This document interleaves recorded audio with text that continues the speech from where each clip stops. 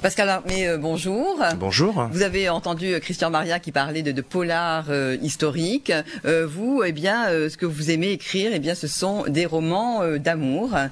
Une petite précision, tout comme Christian Maria qui lui est enseignant, vous avez une double vie. Vous êtes directeur propriétaire d'un hôtel à Nice qui s'appelle L'hôtel Aria, qui se trouve dans le quartier des musiciens à Nice, au 15 avenue Aubert, on peut le dire peut-être. On reparlera de l'hôtel tout à l'heure, puisque vous avez eu l'idée d'organiser maintenant tous les mois des conférences littéraires. Mais avant d'en parler, on va revenir sur vos romans. C'est il y a longtemps, donc c'est votre troisième roman d'amour. Pourquoi l'amour à chaque fois?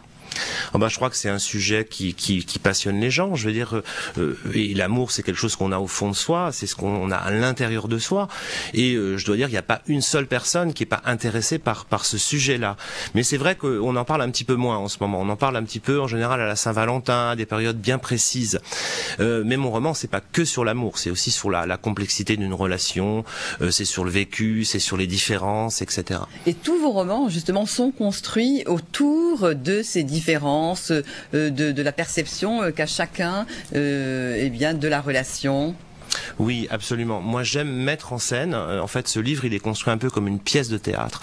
J'aime mettre en scène des personnages que j'invente ou que je vais chercher un petit peu dans ma vie personnelle ou par rapport à des choses que j'ai vécues, mais c'est pas un roman autobiographique, hein, je tiens à le préciser quand même, hein, parce que si on me pose souvent la question lors des interviews, est-ce que c'est autobiographique? Je dis non, c'est pas autobiographique, c'est un roman, donc c'est romancé.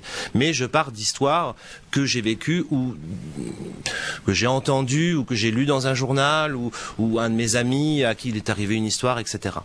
Et ce qui était étonnant, c'est que ce livre, en fait, c'est un livre écrit à quatre mains, parce que dans la première partie, il y a donc le héros qui raconte l'histoire de cette relation, et puis dans la deuxième partie, c'est l'héroïne qui va raconter sa propre vision de la relation.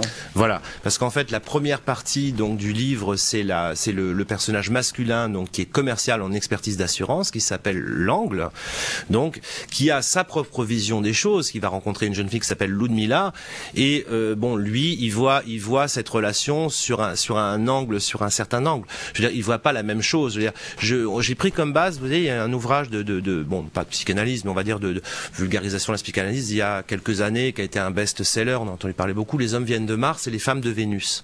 Hein. Là, on voyait dans cet ouvrage la différence entre un homme et une femme, la différence de pensée. Et j'ai voulu faire pareil parce que ça n'avait jamais été fait sous forme de roman. Donc j'ai créé quelque chose un petit peu de nouveau, et c'est ce que j'ai voulu faire ici dans ce livre.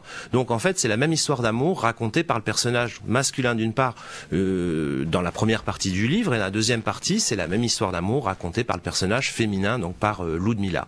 Quel nom étrange pour un personnage, L'Angle? Oui, L'Angle. Enfin, j'ai pris comme prénom le mien, Pascal. C'est pour ça qu'on me pose souvent la question, est-ce que c'est une histoire autobiographique? Je dis non. En fait, L'Angle, parce que soit un différent angle. En fait, il voit l'histoire sur un angle différent. Alors, il va se passer un drame quand même dans ce livre. Oui. Est-ce qu'on peut le dire sans dévoiler quand même l'histoire? C'est peut-être pas si simple. C'est peut-être pas utile qu'on parle de ça, parce que justement il y a une petite enquête aussi autour d'un cahier qu'on appelle le carnet numéro 11. En fait, ce livre devait s'appeler le cahier numéro 11, et avec mon éditeur, quand j'ai terminé le roman, je lui ai soumis le titre. Il m'a dit non, c'est pas possible, c'est pas un titre qui est très commercial. Enfin, vous savez, les choses commerciales, ça me passe un petit peu au-dessus de la tête. Alors, il y a longtemps donc est publié aux éditions La Bruyère, et c'est vrai que vous en avez vendu environ 8000 exemplaires, ce qui est quand même eh bien honorable pour un roman dans une maison d'édition qui n'est pas encore très très connue. Dans une petite maison. Oui. Dans une petite maison d'édition, à tel point que vous allez le republier.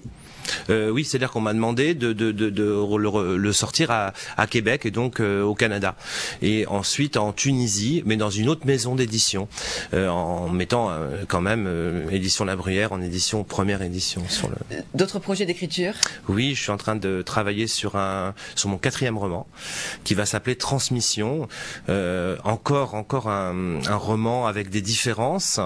Toujours, ça c'est ma source d'inspiration. Mais là, il va y avoir une chose un petit peu différente, c'est-à-dire j'ai travaillé sur le transfert de chance. D'ailleurs, on dit, vous savez, de quelqu'un, il porte la guigne, il porte la poisse, et il y a des gens qui portent chance. Et là, lors d'une rencontre complètement incroyable, deux personnages, un écrivain philosophe donc qui est issu d'une famille très bourgeoise, va rencontrer une jeune caissière de supermarché, donc ça va être le choc des différences d'âge en premier, différence de niveau social en deuxième. Ils n'ont rien à voir, ils n'auraient jamais dû se rencontrer, ces deux personnages. Lui a toujours eu de la chance et elle jamais. Et à partir du moment où ils vont se rencontrer, ça va être l'inverse qui va se produire. Elle va avoir énormément de chance et lui va avoir une guigne pas possible. Alors c'est étonnant cette différence de milieu social. Il y a longtemps également, il est commercial, elle est comédienne, voilà. Et pour la conquérir, il va se plonger dans la littérature et c'est la littérature qui va les rapprocher. Voilà, tel Martin Eden dans Jack London, de Jack London, je veux dire, il va faire des efforts pour la séduire parce que c'est vrai qu'ils n'auraient jamais dû se rencontrer. Et ils se rencontrent lors d'un incendie, donc il y a toute une symbolique autour de l'amour et de la passion. L'incendie, vous savez, c'est très fusionnel. Et ils vivent une passion physique au départ, mais pas du tout une passion intellectuelle. Ils sont très loin l'un de l'autre. Lui, il est issu d'un milieu plutôt commercial, il est plutôt affairiste, comme on dit. C'est quelqu'un qui travaille dur, c'est-à-dire qui se lève tôt le matin, vous voyez, qui fait des efforts pour y arriver, pour s'en sortir. Elle, c'est une comédienne, donc elle est dans un monde complètement à part. Elle vit, on dirait plutôt bobo, plutôt artiste, et en plus intellectuelle parisienne, dans un petit côté gauche caviar, etc., etc. Et lui, ils n'ont rien à voir. Et il y a des passages très drôles, notamment avec les parents, quand elle présente ses parents, et lui aussi quand il présente ses parents. Il y a un choc des cultures. Et lui, c'est quelqu'un d'assez triste, d'assez renfermé sur lui-même. Il n'a pas trop de culture littéraire. Il est plutôt cinéma, lui. Elle, en revanche, c'est le contraire. Elle est très littéraire. Son père est professeur de philosophie, etc.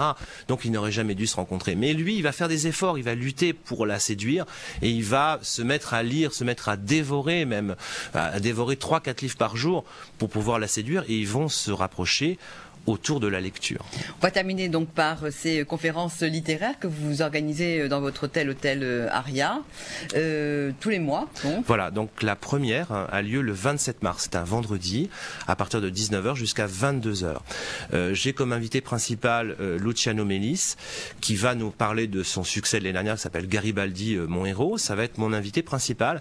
Et ensuite, je viendrai parler un petit peu d'il y a longtemps, et j'aurai aussi une romancière, une amie qui est romancière belge, qui a écrit un livre qui s'appelle Je ne sais pas, qui s'appelle Madame Melchior, Catherine. Voilà. Pascal Marmé, je vous remercie et je rappelle donc le titre de votre dernier roman, Il y a longtemps.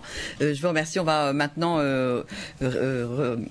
accueillir sur ce plateau deux chanteurs, Maëlys de la Planète Bleue, donc c'est son dernier CD, et André-Gilles Lévy.